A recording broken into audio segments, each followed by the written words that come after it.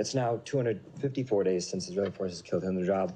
While the IDF claim, they maintain that this claim that they weren't in the area, our colleagues at Sky News said it's, quote, undeniable that they were, affirming a string of reporting that we've seen saying as much. The IDF then disputed that report and also said there's no misconduct investigation into that incident.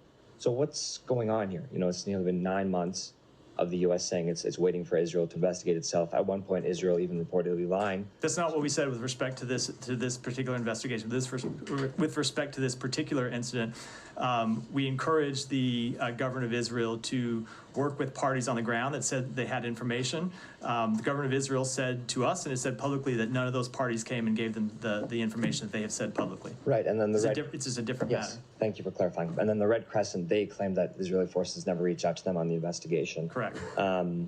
But all to say, this has been nearly 9 months of this. This case is, of course, just illustrative of tens of thousands of kids killed.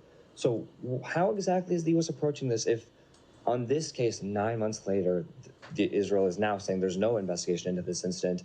And how can the U.S. keep unconditionally sending more weapons if this is how Israel is dealing with investigations of potential violations? So let's separate a couple of different things. This is, as I said, a little bit of different matter than other investigations into potential violations, which the government of Israel has said that they are conducting. You should go to them for questions about what they may or may not be doing. And with this one, where they've said, and I know the Red Crescent has said something different, we're not in a position to ultimately adjudicate which bit of information is accurate and which is not. I can tell you what we are doing on behalf of the United States government, which is conducting our own assessments of a variety of incidents that raise questions about violations of international humanitarian law, and those assessments are ongoing. Is this one of them? I'm not going to speak to individual assessments. I've always made clear that's not something I'm going to do. There are a number of incidents that are under review and continue to be under review.